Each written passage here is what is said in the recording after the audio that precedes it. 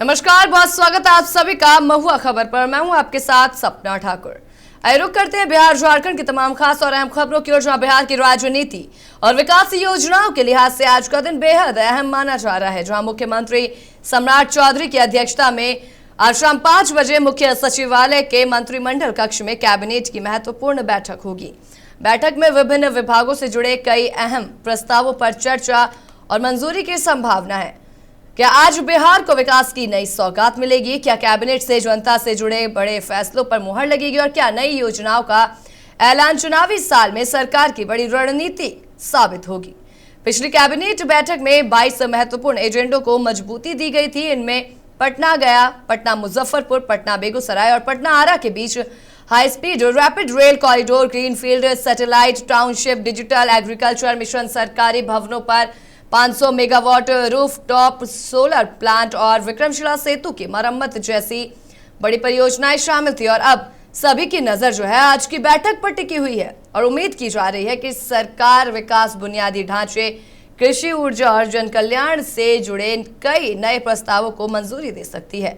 बैठक समाप्त होने के बाद शाम 6 बजे होने वाली कैबिनेट ब्रीफिंग में सरकार अपने फैसलों की आधिकारिक जानकारी साझा करेगी।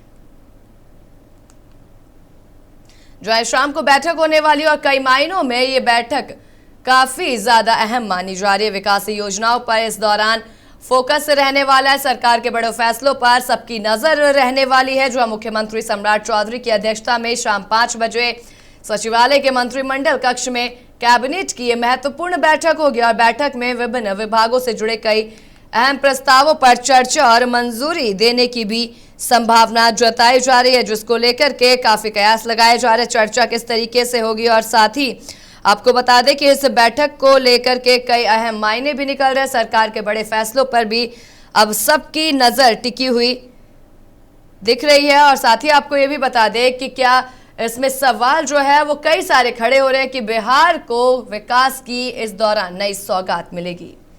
तो वहीं इस खबर पर अधिक जानकारी के लिए पटना से हमारे संवाददाता विशाल वैभव हमारे साथ जुड़ चुके हैं। विशाल, जिस तरीके से आज शाम कैबिनेट बैठक होने वाली है, किन मायनों में बैठक अहम मानी जा रही है और क्या कुछ मुख्य चर्चा होगी इसमें? जी देखिए, बिल्कुल लगभग बिहार के मुख्यमंत्री सम्राट चौधरी जो है उनके कार्यकाल के लगभग 100 दिन पूरे होने वाले हैं और इस 100 दिन पूरे होने को लेकर जो है आज जो कैबिनेट की बैठक है ये काफी खास और महत्वपूर्ण बताई जा रही है। कई योजनाओं पर जो है आज इस कैबिनेट बैठक में मुहर लग सकती है। आपको याद होगा कि पिछले कैबिनेट में जो है 22 एजेंडों पर मुहर लगाई गई थी और लगातार इधर मुख्यमंत्री सम्राट चौधरी जहां भी जा रहे हैं वो बिहार में जो रैपिड रेल को लेकर अपनी हर जगह जो है बातें कर रहे हैं। और पिछले कैबिनेट में रैपिड बैठक में जो है चर्चा भी हुई थी रैपिड रेल को लेकर। निश्चित रूप से आज जो है रैपिड रेल की स्वीकृति को मंजूरी मिल सकती है कैबिनेट से, जो कि कहीं ना कहीं बिहार के लिए सबसे बड़ा तोहफा होगा। और आपको बता दें कि पटना से गया यानी गया, मुजफ्फरपुर, बेगूसराय जैसे शहरों के लिए जो है रैपिड रेल की शुरुआत होनी है। तो निश्चित रूप से अगर रैपिड रेल के स्वीकृति पर जो है मंजूरी मिलती है तो बिहार वासियों के लिए एक बड़ा तोहफा होगा सबका। लेकिन यहाँ पे ये सवाल तो एक यहाँ पे खड़ा होता नजर आ रहा है कि क्या इस कैबिनेट बैठक से जनता से जुड़े बड़े फैसलों पर मुहर लगेगी? जो जनता की समस्याएं हैं, जनता को जो सौगात दी जाएगी, क्या उन तमाम सौगातों को लेकर क्या इस बैठक में मुहर लगने की संभावना जताई जा रही है? जी बिल्कुल, देखिए बात करें तो जनता से जुड़े जो मुद्दे हैं उन चीजों पर भी जो है इसमें कैबिनेट में स्वीकृति आज हो सकती है। जैसे कि बात करें, अगर युवाओं की बात करें, युवाओं के लिए नौकरी और रोजगार को लेकर जो है उसकी सृजन की जा सकती है। साथ ही अगर बात करें तो महिलाओं को जो किस्त जो दी जा रही है रोजगार को लेकर, तो वो जो लंबित किस्त है वो किस्त पर देने को लेकर जो है स्वीकृति मिल सकती है इस कैबिनेट की बैठक में। और खासकर सीनियर सिटीजन, वरिष्ठ नागरिकों को लेकर कुछ नए एजेंडा है उसमें जो है मुहर लग सकती है। तो निश्चित रूप से मुख्यमंत्री सम्राट चौधरी लगातार जो है बिहार वासियों को कुछ ना कुछ तोहफा देते नजर आ रहे हैं। और जो भी कैबिनेट की बैठक होती है, कैबिनेट की बैठक में इन तमाम चीजों पर जो है मंजूरी मिलती है। तो कहीं ना कहीं सम्राट चौधरी आज एक बार फिर कैबिनेट की बैठक में कुछ नया देखने को मिल सकता है। जैसे कि हर कैबिनेट बैठक में मुख्यमंत्री सम्राट चौधरी कुछ न कुछ नया करते आए हैं और नए नए जी। चीजों पर जो है स्वीकृति देते आए हैं। तो निश्चित रूप से कहा जा रहा है कि अब तो सम्राट सरकार के लगभग 100 दिन पूरे हो रहे हैं। तो 100 दिन पूरे होने को लेकर सम्राट चौधरी कुछ नए और महत्वपूर्ण योजनाओं पर जो है कैबिनेट में जो है स्वीकृति मिल सकती है। सपना। ठीक है विशाल, और जिस तरीके से अगर बात की जाए तो पिछली कैबिनेट बैठक जब हुई थी तो उसमें 22 महत्वपूर्ण एजेंडों को मंजूरी दी गई थी, जिसमें अगर बात की जाए तो लोगों के आवागमन की जो दूरी है उसे कम किया गया था, यानी कि रैपिड रेल की भी सुविधा दी गई थी। तो इस बार क्या कुछ मुख्य और महत्वपूर्ण एजेंडे हो सकते हैं इस बैठक में? जी देखिए, बिल्कुल जैसा कि मैंने बताया भी था कि रैपिड रेल को लेकर, तो रैपिड रेल जो गई है वो 4 शहरों में, बिहार के 4 शहरों को जो है पटना से जोड़ा जाएगा। और रैपिड रेल की अगर स्वीकृति होती है, जैसा कि लगातार सम्राट चौधरी कहते भी रहे हैं, अभी हाल ही में वो मुजफ्फरपुर गए थे तो वहां पे उन्होंने कहा था कि अगर रैपिड रेल की शुरुआत हो जाएगी तो पटना से मुजफ्फरपुर मात्र आप 30 से 40 मिनट में पहुंच जाएंगे। तो निश्चित रूप से रैपिड रेल अब कहीं ना कहीं ये सब बिहार सरकार का जो है एक ड्रीम प्रोजेक्ट बन गया है। और रैपिड रेल को लेकर आज इस कैबिनेट की बैठक में इसमें स्वीकृति मिल सकती है। और भी तमाम योजनाएं हैं, और भी जो जनता से जुड़ी जो योजनाएं हैं, उन चीजों पर सम्राट चौधरी जो है अंतिम फैसला आज कैबिनेट की बैठक में ले सकते हैं। क्योंकि सम्राट चौधरी के कार्यकाल के अब लगभग 100 दिन पूरे होने वाले हैं। तो 100 दिन पूरे होने पर जो है बिहार को जो है खास तोहफा जो है दे सकते हैं। सपना। क्योंकि शाम 5 बजे बैठक होने वाली है और कई मायनों में, जैसे कि अभी आपने भी जानकारी दिया है, महत्वपूर्ण होने वाली है बैठक। और मुख्यमंत्री की अध्यक्षता में बैठक है। कौन कौन इसमें शामिल होंगे, किन किन के शामिल होने की अब तक जानकारी मिल रही है? जी देखिए, बिल्कुल शाम 5 बजे जो है मुख्यमंत्री के सचिवालय कक्ष में ये कैबिनेट की बैठक बुलाई गई है, जिसमें मुख्यमंत्री सम्राट चौधरी खुद अध्यक्षता करेंगे। और साथ ही जो भी बिहार के जो कैबिनेट मंत्री है, तमाम जो बिहार उप मुख्यमंत्री विजय चौधरी, विजेंद्र यादव, लखेंद्र पासवान, नंदकिशोर राम सहित तमाम जो है जो मंत्री हैं, वो आज इस कैबिनेट बैठक में शामिल होंगे। और सभी विभाग से जो है विचार विमर्श करके जो है बिहार से जुड़ी तमाम उन योजनाओं पर मोहर लगाएगी जो जनता के हित में हो, जो जनता के लिए लाभकारी हो, वैसी योजनाओं पर जो है आज इस कैबिनेट बैठक में मोहर लगेगी। सपना। यानी कि अगर बात की जाए तो पूरे तरीके से अगर ये जो बैठक है, कैबिनेट बैठक, इसमें सरकार के विकास, बुनियादी ढांचे, कृषि, ऊर्जा और जन कल्याण से जुड़े यानी कि जो जरूरत के सारे मुद्दे हैं उनको लेकर के कहीं ना कहीं इस पर आज चर्चा होने की संभावना है। विशाल। ये निश्चित रूप से आज जो है तमाम उन चीजों पर चर्चा की जाएगी, चाहे वो कहा जा रहा है स्वास्थ्य से जुड़ी सेवाएं हो, या फिर युवाओं के लिए नौकरी और रोजगार से जुड़ी बातें हो, या फिर महिलाओं को जो किस्त दिया जा रहा है रोजगार के नाम पर, उन्हें आत्मनिर्भर बनाने के नाम पर, तो उस पर जो है चर्चा होगी। तो निश्चित रूप से आज तमाम उन विभिन्न पहलुओं पर जो है सम्राट चौधरी जो है आज कैबिनेट की बैठक में चर्चा कर जो है उसे स्वीकृति देंगे, बिहार वासियों को एक तोहफा देंगे। क्योंकि लगातार ये कयास आज लगाए भी जा रहे हैं कि सम्राट चौधरी के सरकार के जो है अब लगभग 100 दिन होने वाले हैं। तो इसको लेकर बिहार वासियों के लिए एक विशेष तोहफा आज कैबिनेट की बैठक से मिल सकती है। सपना। ठीक है विशाल, बहुत धन्यवाद तमाम जानकारी साझा करने के लिए। तो चलिए इसी के साथ रुक करेंगे अगली खबर की ओर, जहां भागलपुर जिले के गौराडीह प्रखंड स्थित काशील गांव में मुख्यमंत्री सम्राट चौधरी के आगमन को लेकर प्रशासन ने तैयारियां पूरी कर ली हैं। मुख्यमंत्री यहां नवनिर्मित डिग्री कॉलेज का उद्घाटन करेंगे और इस अवसर पर भागलपुर से ही पूरे बिहार के 211 डिग्री कॉलेजों का लोकार्पण भी करेंगे। इसके साथ ही अगर बात करें तो महिला सुरक्षा और सुविधाओं को बढ़ावा देने के उद्देश्य से 6 पिंक बसों को भी हरी झंडी दिखाकर रवाना करेंगे। मुख्यमंत्री के कार्यक्रम को लेकर जिला प्रशासन ने सुरक्षा के व्यापक इंतजाम किए हुए हैं। कार्यक्रम स्थल पर लगातार अधिकारियों द्वारा तैयारियों की निगरानी की जा रही है। कॉलेज के उद्घाटन को लेकर स्थानीय ग्रामीणों और छात्र छात्राओं में उत्साह का माहौल है। लोगों का कहना है कि डिग्री कॉलेज शुरू होने से क्षेत्र के विद्यार्थियों को उच्च शिक्षा के लिए दूर नहीं जाना पड़ेगा और उन्हें बेहतर शैक्षणिक सुविधाएं भी उपलब्ध होंगी।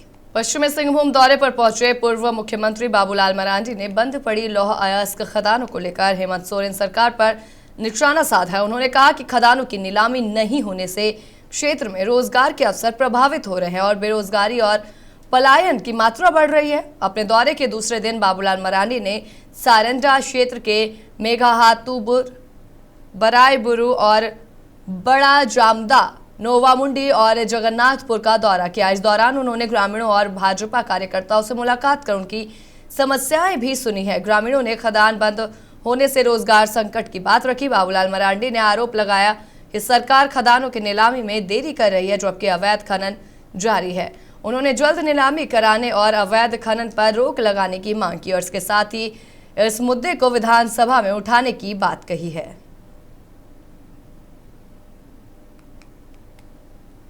देखिए, कल से जो हम घूम रहे हैं और आप सबने देखा ही होगा कि हमने भरसा कोशिश किया था कि जहां संभव हो कि हम भी कुछ लोग मिले तो वहां हमने गाड़ी को रोका, लोगों से हमने बात की, लोगों की समस्याओं को सुनने का, समझने की हमने कोशिश की। तो एक बात तो समझ में आया कि क्षेत्र में बड़ी बेरोजगारी और काम नहीं होने के कारण अब यहां से नौजवान पलायन करने को मजबूर हो गए, बाहर लोग जा रहे हैं। फिर कई एक बाजार को भी हमने देखा कि बिल्कुल सुनसान उजड़ा हुआ जैसे लगा, जैसे बड़ा जमदा वगैरह थी। देखिए, कल से जो हम घूम रहे हैं और आप सबने देखा ही होगा कि बाढ़ अनुमंडल के पंडारक प्रखंड की परसावा पंचायत में लघु सिंचाई विभाग की करीब 1 करोड़ 40 लाख रुपए की पैन उड़ाही योजना को लेकर ग्रामीणों ने अनियमितता के आरोप लगाए हैं। ग्रामीणों का कहना है कि 12 किलोमीटर लंबे इस योजना में तय मानकों के अनुसार काम नहीं किया गया और कई जगह खुदाई की गहराई भी कम है। लोगों ने ठेकेदार और मुंशी से शिकायत की, लेकिन कोई कार्रवाई नहीं हुई। ग्रामीणों के अनुसार गांव के पानी निकासी का मुख्य रास्ता बंद होने से परेशानी बढ़ गई है। शिकायत के बाद पंडारक अंचल अधिकारी मौके पर पहुंचे और जल्द काम पूरा करने का निर्देश दिया है। ग्रामीणों ने पुल निर्माण में भी घटिया सामग्री के इस्तेमाल का आरोप लगाया। उनका कहना है कि जांच होने पर पूरी सच्चाई सामने आएगी। तो वहीं ठेकेदार से संपर्क नहीं हो सका। प्रशासनिक जांच के बाद ही स्थिति स्पष्ट होगी। यहाँ क्या चीज बन रहा है भैया? यहाँ पुल बन रहा है।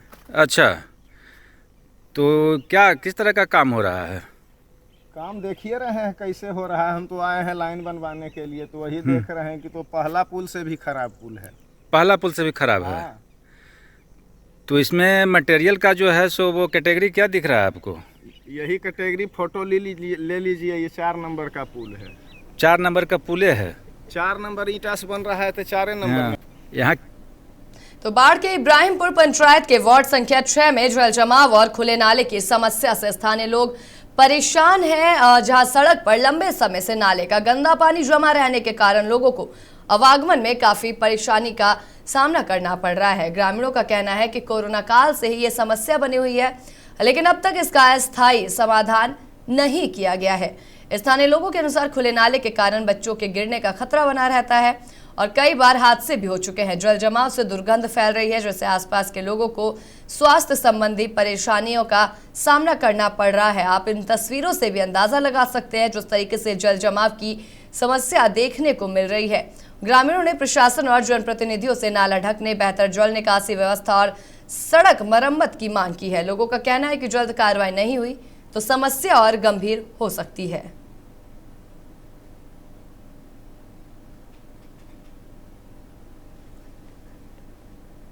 आज से नहीं जमा है। कब से जमा है? से जमा है। इसको कोई देखने वाला नहीं है। कोई देखने वाला नहीं कोई है। देखने वाला नहीं। तो यहाँ आप पर देखिएगा तो कर दीजिए, हमको छोड़ दीजिए। तो यहाँ पर कितने लोग इससे प्रभावित हैं जो जिनका अगल बगल में घर है? रोड में तो पानी की दिक्कत है, बरसात में तो और भर जाता है। और भर जाता है। और यहाँ पर ये नाला का नाला तो ये जो ठेका लिया सो खन के चला गया, वो देखो बम गिराया है। अच्छा, वो भाग गया फिर छोड़। समस्या यही है कि पानी निकास है, ये नहीं है ये नहीं है। नहीं तो ये पानी जो आ रहा है, यहाँ पानी जो जमा है, तो आज तक इसका निकास का कोई व्यवस्था नहीं हुआ। कोई व्यवस्था नहीं है। तो सरकार तो नली गली पर बहुत पैसा खर्च कर रही है। अब तक कहाँ गया, मतलब कुछ ही है कि खर्च किए तो फिर पानी क्यों यहाँ जमा? इस वक्त हम बाढ़ प्रखंड के इब्राहिमपुर पंचायत के वार्ड नंबर 6 में हैं और यहाँ पर जैसा कि हम आपको दिखा रहे हैं कि यहाँ पर सड़क पर बरसों से पानी जमा हुआ है और यह जो पानी है ये लोगों के घरों से निकला हुआ गड्ढे में जाता है और गड्ढे से निकलकर यहाँ सड़क पर आती है। और जैसा कि यहाँ सड़क किनारे नाले का भी निर्माण हुआ है, परंतु जब हम नाले का जिक्र करते हैं तो यहाँ पर देख रहे हैं कि यहाँ पर ढक्कन खुले हुए हैं और यहाँ के ग्रामीण बताते हैं कि यहाँ पर काफ़ी दुर्घटना होती है। कई बार बच्चे यहाँ पर नाली में गिर भी चुके हैं। इस कारण यहाँ दुर्घटना की स्थिति बनी रहती है और इस वक्त अभी मानसून का समय चल रहा है, बरसात हो रही है, तो इस सड़क पर काफ़ी पानी जमा रहता है। तो लोगों को तो छोड़िए, खासकर बच्चों और महिलाओं को काफ़ी परेशानी का सामना करना पड़ती है और यह समस्या आज से नहीं बल्कि कोरोना के टाइम से ही है। तो समझ सकते हैं कि यह जो पानी दुर्गंध देता है, बच्चों को, औरतों को, बुजुर्गों को काफ़ी परेशानी का सामना करना पड़ता है और उनको बीमारियों का डर बना रहता है। बाढ़ से तो बिहार में अपराधियों के खिलाफ चलाए जा रहे ऑपरेशन लंगड़ा अभियान के तहत खगड़िया पुलिस ने बड़ी कार्रवाई की है, जहां बेलदौर थाना क्षेत्र के कुरबन में मंगलवार देर रात पुलिस और बदमाशों के बीच मुठभेड़ हुई, जिसमें अखिलेश कुमार नाम का बदमाश पैर में गोली लगने से घायल हो गया। उसे इलाज के लिए सदर अस्पताल में भर्ती कराया गया, जहां पुलिस अभिरक्षा में उपचार जारी है। एसपी भानु प्रताप सिंह ने बताया कि कुरबन के पास वाहन जांच के दौरान बाइक सवार 3 बदमाश पुलिस से उलझ गए थे। आरोप है कि उन्होंने पुलिस कर्मियों से मारपीट का प्रयास किया और पिस्टल लेकर फरार हो गए। इसके बाद गिरफ्तारी के लिए छापेमारी की गई। एसपी के अनुसार कार्रवाई के दौरान अखिलेश ने पुलिस पर हमला करने की कोशिश की, जिसके बाद आत्मरक्षा में फायरिंग की गई। पुलिस ने छीना हुआ पिस्टल और मोबाइल भी बरामद किया है। कचरा भवन के पास जो रोड है वहाँ पर वाहन चेकिंग की जा रही थी और जिसमें बेलदौर थाना के एक अफसर और 2 उनके साथ फोर्स थी। जब चेकिंग के क्रम में 3 व्यक्ति आते हैं, वो संदेहास्पद स्थिति में होते हैं, पुलिस के द्वारा उनको रोका जाता है, लेकिन पुलिस के साथ उनका वो उलझ जाते हैं और पुलिस के साथ मारपीट करने की कोशिश भी उसमें उनके द्वारा की जाती है और इसी क्रम में उनके द्वारा जो पुलिसकर्मी की पिस्टल थी उसको छीन कर भाग जाते हैं, मोबाइल फ़ोन को भी।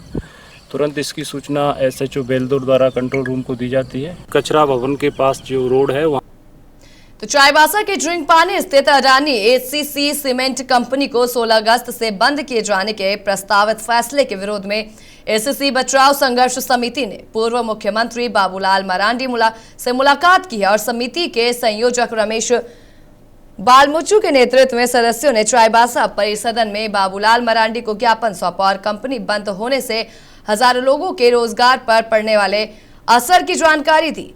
वहीं समिति ने बताया कि करीब 80 वर्ष पुरानी इस फैक्ट्री से प्रत्यक्ष और अप्रत्यक्ष रूप से हजारों परिवारों की जीविका जुड़ी हुई है, जिसमें आदिवासी समुदाय के लोग भी शामिल है। बाबूलाल मरांडी ने समिति की मांगों को गंभीरता से सुना और कंपनी प्रबंधन से बातचीत कर बंदी के कारणों की जानकारी लेने का प्रयास किया। उन्होंने कहा कि केवल एक फैक्ट्री का नहीं बल्कि हजारों परिवारों के भविष्य का मामला है और इस दिशा में जरूरी पहल की जाएगी। सभी को पता है कि ACC फैक्ट्री का जो अभी बंदी का जो घोषणा हुआ है, तब से मतलब पूरा एरिया पूरा बहुत विकट संकट में है। तो हम लोग का इच्छा है कि फैक्ट्री दोबारा चले। तो इसी कड़ी में आज नेता प्रतिपक्ष श्री बाबूलाल मरांडी जी से मुलाकात हुई। उनके सामने सारी बातों को रखा गया कि फैक्ट्री किस कारण से बंद हो रही है और उसमें सत्ता पक्ष का क्या रोल होना चाहिए और सत्ता पक्ष जिस तरह से चीज़ों को गुमराह कर रही है, ये सारा चीज़ों को लेकर के आज बाबूलाल मरांडी जी के साथ में सभी को पता है कि ACC फैक्ट्री का जो अभी बंदी का जो घोषणा हुआ है, तब से पूरा एरिया पूरा बहुत विकट संकट में है। तो हम लोग का इच्छा है कि फैक्ट्री दोबारा चले। तो इसी कड़ी में आज नेता प्रतिपक्ष श्री बाबूलाल मरांडी जी से मुलाकात हुई। उनके सामने सारी बातों को रखा गया कि फैक्ट्री किस कारण से बंद हो रही है और उसमें सत्ता पक्ष का क्या रोल होना चाहिए और सत्ता पक्ष जिस तरह से चीज़ों को गुमराह कर रही है, ये सारा चीज़ों को लेकर के आज किशनगंज जिले के ठाकुरगंज थाना क्षेत्र से एक नाबालिग लड़की के लापता होने का मामला सामने आया है, जिसके बाद ग्रामीणों और आदिवासी समाज के लोगों में भारी आक्रोश देखा जा रहा है। मामला जिनरगच पंचायत के झरुवाड़ा गांव के पास निर्माणाधीन सड़क परियोजना से जुड़ा है, जहां कार्यरत एक मजदूर पर 14 वर्षीय लड़की को बहला फुसलाकर अपने साथ ले जाने का आरोप लगाया गया। घटना की जानकारी मिलते ही बड़ी संख्या में ग्रामीण और आदिवासी समाज के लोग निर्माण स्थल के पास पहुंचे और सामने एकत्रित हो गए। साथ ही धरना देकर विरोध प्रदर्शन किया। प्रदर्शनकारियों ने नाबालिग की शीघ्र सकुशल बरामदगी, आरोपी की तत्काल गिरफ्तारी और मामले में कड़ी कार्रवाई की मांग की। विरोध के कारण कुछ समय के लिए निर्माण कार्य भी प्रभावित रहा। सूचना मिलने पर देखा जाए तो ठाकुरगंज थाना पुलिस मौके पर पहुंची और लोगों को समझाकर शांत कराया। पुलिस ने भरोसा दिलाया कि मामले की निष्पक्ष जांच की जाएगी और नाबालिग की तलाश के लिए हर संभव प्रयास किए जा रहे हैं। पीड़िता के परिजनों ने थाने में लिखित शिकायत दर्ज कराई। फिलहाल पुलिस विभिन्न पहलुओं पर जांच करते हुए नाबालिग और आरोपी की तलाश में जुटी हुई है। मामला कुछ नहीं था, हम काम करने जाते हैं गाड़ी चलाने। जब रात को 11:30 बजे आए थे, खाना खाए, मेरा साली पेशाब करने के लिए निकला बाहर। जब देख रहे हैं 10 मिनट हो गया फिर भी आदमी आ नहीं रहा। हम जस्ट बाहर निकले, 3-4 लड़का यहाँ पे बाइक पे बैठा के उसको जबरदस्ती। ये सब मेरा वार्ड का तो नहीं है, तो बगल का वार्ड है। तो हमको सुबह जानकारी हुआ, हमको आए, जब पता चला कि ये रात ट्रैक्टर चलाते हैं, तो रात में 11 बजे आए। आने के बाद खाना खाने के लिए बैठे, तो उसके सामने उनके कथन अनुसार रात बैठे तो पेशाब करने के लिए बाहर आई। जैसे ही बाहर आई तो मतलब सब आधा घंटा 20 मिनट तक जब नहीं आई तो अभी तक कहाँ गई हुई है बेचारी लड़की। 14 साल का तो लमसम उम्र है। तो पता लगा कि उनके पीछे से आया हुआ, रास्ता में आया तो देखा कि कोई एक लड़का बाइक लेके उसको बैठा रही थी। चाहिए उनको पीछा किया तो उन लोगों ने, उनके पास साधन नहीं था तो वो लेके चले गए। यहाँ के कुछ स्थानीय लोगों ने भी पीछा किया था। तब मामला कुछ नहीं था, हम काम करने जाते हैं गाड़ी चलाने। जब रात को 11:30 बजे तो फिलहाल के लिए बस इतना ही। बिहार झारखंड की तमाम खास और अहम खबरों से जुड़ने के लिए देखते रहें महुआ खबर। नमस्कार।